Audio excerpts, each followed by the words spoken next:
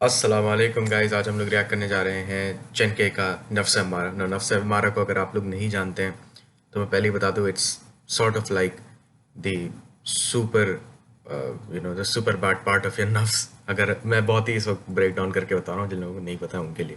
खैर, अभी हम लोगों के पास इतना टाइम नहीं है कि हम इसको बहुत डिटेल में जाएंगे नफ्स हमारा क्या होता है और कैसे होता है। मैं पहले ये बता देना चाहूँगा कि मैंने इस गाने के चक्कर में अपना पूरा शेड्यूल बदला है। बिकॉज इस थर्सडे को एक दूसरा गाना आना था। जिस दिन ये गाना रिलीज़ हो रहा है, जिस दिन आपको ये रिएक्शन दिख रहा है, उस दिन एक दूसरा रिएक्शन रिलीज़ होना था। उसको मैंने पीछे भेजा।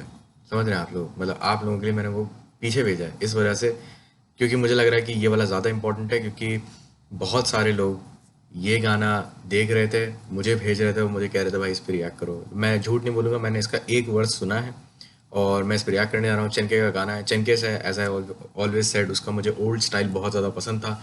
बाद में जाके यार वो बीफ्स के अंदर थोड़ा ज़्यादा लग गया और उससे I just don't sort of necessarily agree with all the beefs, but let's just go ahead.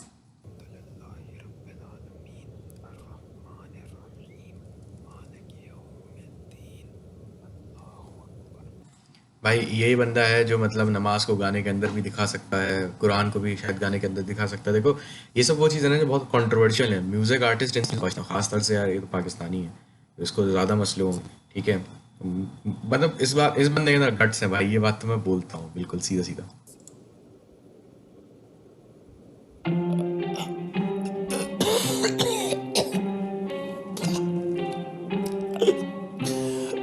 वो देख फिर सुन कि तुझ पे नजरें कब से तेरी आवाज के लिए तरस रहे हैं, पर कुछ नाराज हैं तुझसे पकड़े तेरी जान नमाज देखकर तुझ पे तपरे सलाम और अल्लाह तेरा बकवास है जवाब इसका जिस मुल्क में तेरा नाम है हवाई आदम का मजहब इस्लाम ये राखी सावन से भी ज्यादा बदनाम है। जिन मुल्कों में मशहूर तू वहाँ देखेगा नंगी हूर तू, जिन मुल्कों में देशूर तू वहाँ देखेगा हम मगरबी दस्तूर। यार ये गाना ना मेरे ख्याल में हर एक देसी आर्टिस्ट के लिए बहुत रेलेवेंट है। बिकॉज आपको समझ में नहीं आता। Even when I started out this channel, मेरे ऊपर एक बहुत बड़ा बोझ था भाई, इंग्लिश में रखना है हिंदी में रखना है। इंग्लिश में क्योंकि बहुत ज़्यादा रीजंस होते हैं यार। इंग्लिश, आप अमेरिकन ऑडियंस ज़्यादा एक तरीके से बहुत ही वाइड स्कोप रखती है अपने एक्सपीरियंसेस का। और अगर वहाँ के लोग क्लिक करते हैं, वहाँ के लोग आपका वीडियो देख रहे हैं, तो उनके लिए जो एड्स चलते हैं उससे आपको रेवेन्यू भी ज़्यादा मिलता है। उसके दूसरे हाथ पे आप देखिए तो इंडिया और पाकिस्तान की जो आवाम है वो इतनी ज़्यादा है कि वो उन सबको कंपनसेट कर देता है भाई एक तरफ।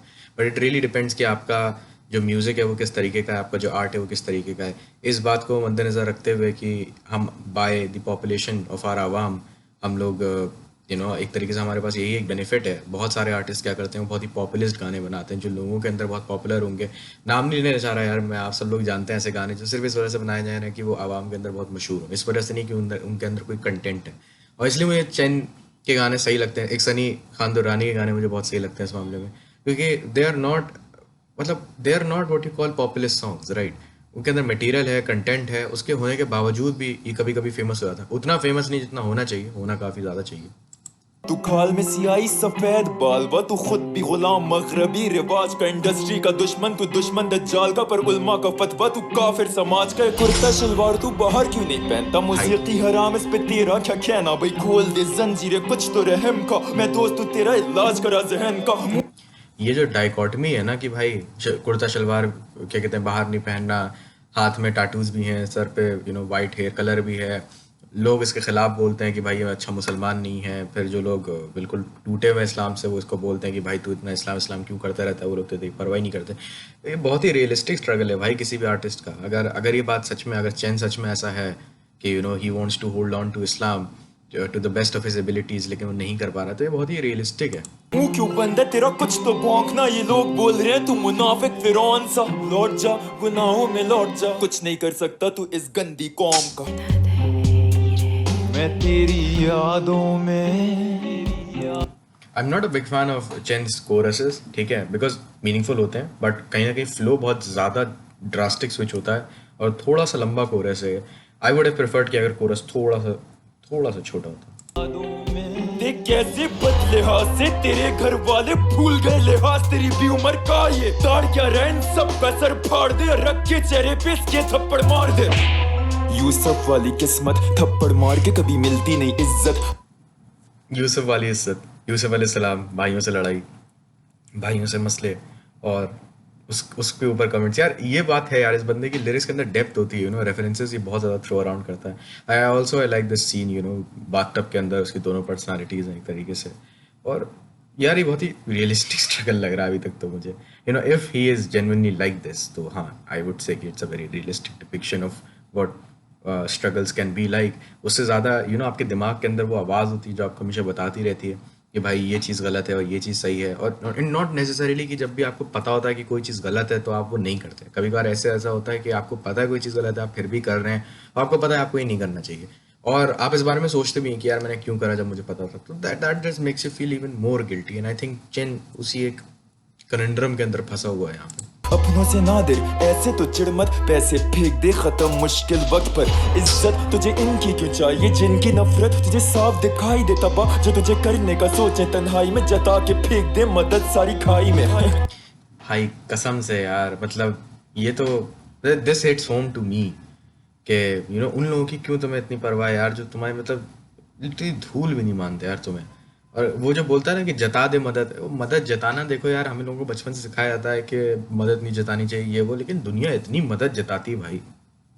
कोई भी मदद मुफ्त में नहीं करता, कोई भी ये दोज़ख वोज़ख से नहीं डरता। क्या निकाह क्या कुरान क्या तस्वीरों में इन्हें तू पागल सा लगता है, कभी कम वक्त सा कभी दिलों में बसता है। तुझे समझना कश्मीर वाला मसला है, असला है देखो इसके हाथों में असला है। इसको ना सुनना ये पाकिस्तानी कम बख्श है, व्यूज मशहूरी के लिए ये तरसता है। गुल्ला क्यों ये मोदी को दहशतगर्द बत्ता है, अगर तुझे मिलियन व्यूज पे आगे। I'm not sure if I'm allowed to react to that.